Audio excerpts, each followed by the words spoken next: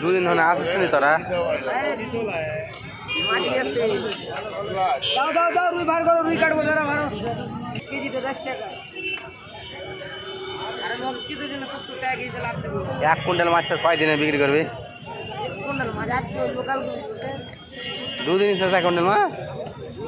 বাহ তোরা তো ভালোই পারছিস সেল করতে লিয়াছো আপরে মাছ দে বয়া যাবে ডিম তুল তুল তুল তুল দে করছে বাজার খাও এম কি লিয়াছো না লাখকে